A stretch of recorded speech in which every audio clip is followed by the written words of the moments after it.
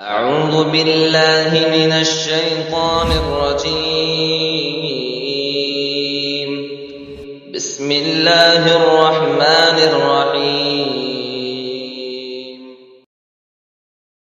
السلام علیکم ورحمۃ اللہ وبرکاتہ۔ الحمد للہ رب العالمین والصلاة والسلام علی رسولہ الامین وعلی آلہ وصحبہ اجمعین ومن تبعہم بإحسان الی یوم الدین، اما بعد۔ فعن عائشة رضی اللہ تعالی عنہا قالت ان رسول اللہ صلی اللہ علیہ وسلم نحر عن آل محمد فی حجۃ الوداع بقرۃ واحدۃ، رواہ الامام ابن ماجہ فی سننہ۔ قربانی سے متعلق ایک مسئلہ کہ جب بکرے کی قربانی کرنا ہو یا پھر بڑے کی قربانی کرنا ہو تو ایک جانور میں کتنے لوگ حصہ لے سکتے ہیں، کتنے لوگ شریک ہو سکتے ہیں، ایک جانور کی قربانی کتنے لوگوں کی طرف سے کافی ہو جائے گی۔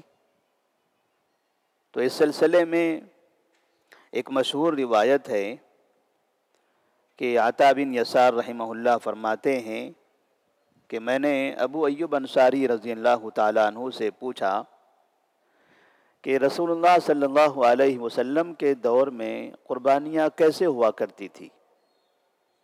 ابو ایوب انصاری رضی اللہ تعالیٰ عنہ مدینہ کے صحابی جن کے گھر میں آپ صلی اللہ علیہ وسلم نے قیام کیا تھا ہجرت کے فوراً بعد، ان سے پوچھا گیا کہ آپ صلی اللہ علیہ وسلم کے زمانے میں لوگ قربانی کس طرح سے کرتے تھے؟ تو انہوں نے کہا کان الرجل یضحی بالشاة عنہ وعن اہل بیتہ فیأکلون ویطعمون حتی تباہى الناس فصارت کما ترى۔ ایک آدمی ایک بکری اپنی طرف سے اور اپنے گھر کے تمام لوگوں کی طرف سے قربانی کیا کرتا تھا۔ وہ لوگ خود بھی کھاتے تھے، لوگوں کو بھی کھلاتے تھے، یہاں تک کہ پھر وہ فخر و مباحت والا زمانہ آ گیا جیسا کہ آپ دیکھ رہے ہو۔ ابو ایوب انصاری رضی اللہ تعالیٰ عنہ نے اس طرح سے اس کی وضاحت فرمائی، یعنی ایک آدمی قربانی کرتا تھا ایک بکری، اپنی جانب سے بھی اور اپنے گھر والوں کی جانب سے بھی۔ اس کا مطلب یہ ہے کہ ایک گھر میں رہنے والا ایک شخص اگر وہ ایک بکری کی قربانی کرتا ہے تو وہ ایک بکری کی قربانی اس کی اپنی طرف سے ہوگی، اس کی بیوی کی طرف سے، اس کے بچوں کی طرف سے، اس کے گھر میں اس کے والدین ہیں ان کی طرف سے بھی، تمام لوگوں کی جانب سے ایک بکرے کی قربانی کافی ہے۔ ایسے نہیں ہے کہ گھر میں 7 افراد ہیں تو یہ ایک بکرے کی قربانی اس سال ایک آدمی کی جانب سے ہوگی، آئندہ سال دوسرے آدمی کی طرف سے ہوگی، آئندہ سال تیسرے آدمی کی طرف سے ہوگی، 7 سال لگیں گے 7 لوگوں کا نمبر آنے کے لیے، اور یہ سمجھا جائے کہ اس سال صرف اسی آدمی کی قربانی ہے، باقی لوگوں کی قربانی نہیں ہے۔ نام ایک کا بھی اگر لیا جائے گھر کے افراد میں سے تو اس میں ان کے گھر والوں کی بھی نیت کر لینی چاہیے کہ یہ قربانی میری طرف سے اور میرے گھر والوں کی طرف سے، یہ قربانی فلاں کی طرف سے اور فلاں کے گھر والوں کی طرف سے، تو اس طرح سے اس کی بھی نیت کر لیں، اللہ تبارک و تعالی سب کو اس ثواب میں شریک فرمائے گا۔ گھر کے ہر فرد پر الگ الگ قربانی کرنا ضروری نہیں ہے۔ اگر وہ گھر کے افراد یہ سمجھتے ہیں کہ ہمارے پاس 2-3 ایسے افراد ہیں ہمارے گھر میں جو اچھی خاصی نوکریاں کرتے ہیں، اچھی تجارت کرتے ہیں، میرے پاس بھی پیسہ ہے، میرے بیٹے کے پاس بھی اچھا پیسہ ہے، یہ بیٹا بھی اچھا کماتا ہے، بیوی بھی نوکری کر رہی ہے، سب ایک ہی ساتھ رہتے ہیں لیکن کام بھی کر رہے ہیں سب لوگ. تو وہ اگر یہ چاہتے ہیں کہ ایک سے زیادہ قربانی کریں، ایک سے زیادہ جانور ذبح کریں، اچھی بات ہے. 1 سے 2، 2 سے 3، 7 لوگ ہیں، 7 بکرے قربانی کرنا چاہ رہے ہیں کر سکتے ہیں. 7 دونی 14 کرنا چاہ رہے ہیں تو بھی کر سکتے ہیں. 50 کرنا چاہ رہے ہیں تو بھی کر سکتے ہیں. ایک ان سب کی طرف سے کافی ہے. اضافی اگر کرنا چاہ رہے ہیں تو اللہ تبارک و تعالی آپ جتنا اللہ کی راہ میں قربانی کریں گے اتنا آپ کو اللہ ثواب عطا فرمائے گا. اس کے علاوہ جو بڑا جانور ہے بیل کی قربانی، تو اس میں کم سے کم ایک آدمی یعنی ایک گھر اور زیادہ سے زیادہ 7 آدمی، 7 سے زیادہ کی تعداد اس میں حصے نہیں لے سکتے ہیں. اگر بڑے جانور میں کوئی 2 آدمی مل کر قربانی کرنا چاہ رہے ہیں تو 2 آدمی مل کر ایک بڑا جانور قربانی کر سکتے ہیں، آدھا تمہارا آدھا میرا. اگر 3 لوگ مل کر ایک بڑا جانور قربان کرنا چاہ رہے ہیں تو 3 لوگ مل کر بھی کر سکتے ہیں. 4 لوگ کرنا چاہ رہے ہیں 4 بھی کر سکتے ہیں، 5 بھی کر سکتے ہیں، 6 بھی کر سکتے ہیں. آخری لمٹ ہے 7 کی. 7 لوگ کر سکتے ہیں، 7 سے زیادہ نہیں کر سکتے. یہ نہ سمجھا جائے کہ بڑے جانور میں 7 حصے ہی ہونا ضروری ہے. ایک بھی ہو سکتا ہے پورا جانور ایک آدمی کی طرف سے، یا ایک نہیں 2 دوست ہیں، دونوں ایک بیل خریدنا چاہتے ہیں اور دونوں آپس میں مل کر قربانی کر لینا چاہتے ہیں، 2 حصے بھی کافی ہے.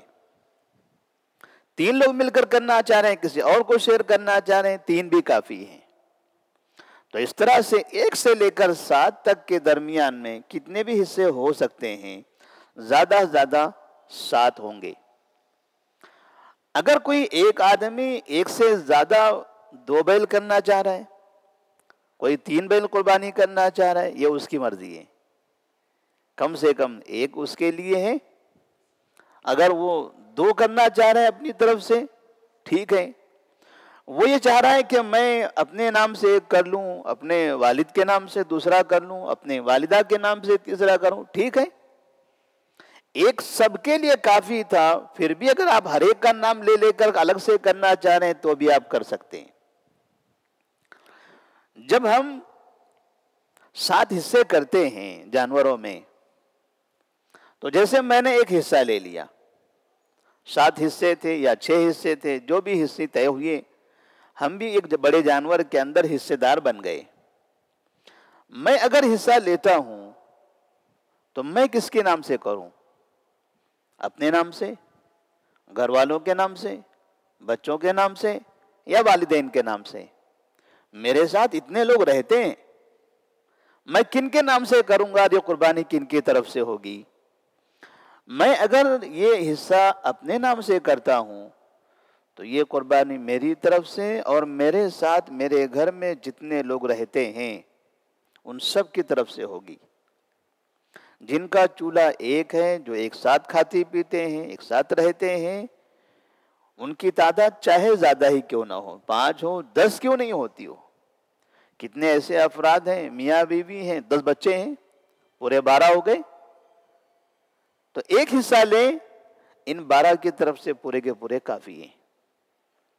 اگر وہ نام اپنا لیتے ہیں، قربانی میں جہاں نام لکھایا جاتا ہے، قربانی کے وقت میں، ذبح کے وقت میں نام لینے کے لیے کسی بھی ایک شخص کا نام لکھا دیا جائے اور پھر یہ کہا جائے گا کہ ان کی جانب سے وان اہلی بیتی ہی، اور ان کے گھر والوں کی طرف سے، ان کی طرف سے اور ان کے گھر والوں کی طرف سے.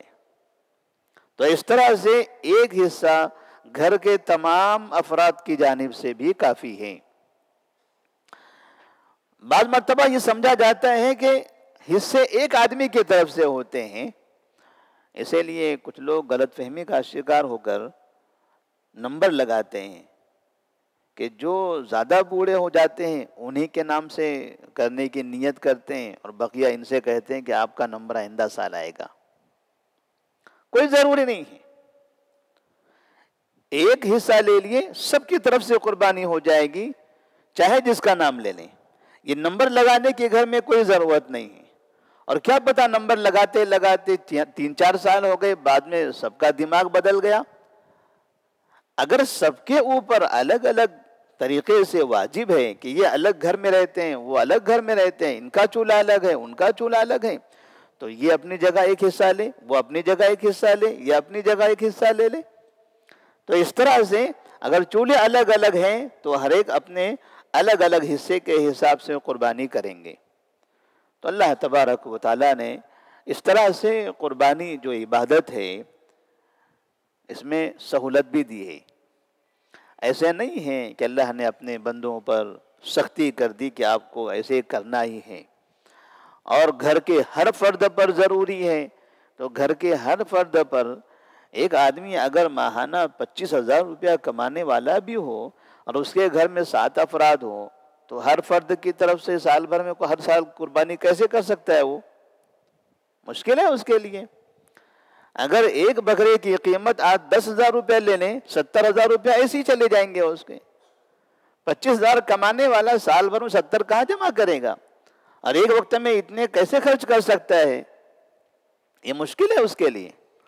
تو ایسا نہیں ہے کہ مطلب اس طرح سے ان کے اوپر لازم کر دیا گیا، بلکہ ایک بکرا یا ایک حصہ پورے گھر والوں کے لیے کافی ہو جائے گا. تو اللہ تبارک و تعالیٰ سے دعا ہے کہ اللہ تبارک و تعالیٰ ہم تمام کو اس سہولت کے حساب سے قربانی کرنے کی توفیق عطا فرمائے. اور اللہ نے جو استطاعت دی ہے اپنے استطاعت کے مطابق قربانی کرنے کی توفیق دے. جو لوگ استطاعت کے باوجود بھی قربانی سے باز رہتے ہیں، قربانی کرنے سے بھاگتے ہیں، یہ سمجھتے ہیں کہ جانور کی قربانی ہے، اس میں کیوں پیسہ خرچ کریں گے، عید الاضحیٰ کا دن ہوتا ہے، ہر گھر میں گوشت رہتا ہے، ہر گھر میں گوشت، میرے گھر میں کیوں گوشت؟ میں نہ کاٹوں، میں نہ قربانی کروں، میرے پاس ویسے ہی بیٹھے بیٹھے 5-6 کلو آ ہی جائے گا، ادھر میرے دوستوں سے، ادھر رشتہ داروں سے، ادھر فلاں سے، تب مجھے بھی کیوں گوشت کاٹنے کی اور گوشت کی قربانی کرنے کی ضرورت ہے؟ تو بہتر ہے کہ میں 10,000 کا بکرا خریدنے کے بجائے 2-3 ہزار روپیہ کسی غریب کو دے دوں. تو اس طرح سے قربانی چھوڑ کر اگر وہ صدقہ کرنا چاہتا ہے، یہ سمجھ کر کہ قربانی سے بہتر صدقہ کرنا ہے، تو قربانی تو ہوگی بھی نہیں اور وہ صدقہ بھی اس کا ضائع ہو جائے گا، کیونکہ اس نے جہاں پر جو عبادت کرنی تھی اس عبادت کو حقیر سمجھا، کمتر سمجھا، بیکار سمجھا، اس کی جگہ پر دوسری عبادت کرنے کی کوشش کی. تو اللہ تبارک و تعالیٰ سے دعا ہے کہ اللہ تبارک و تعالیٰ تمام مسلمانوں کو قربانی کرنے کی استطاعت پیدا فرمائے. السلام علیکم ورحمۃ اللہ وبرکاتہ.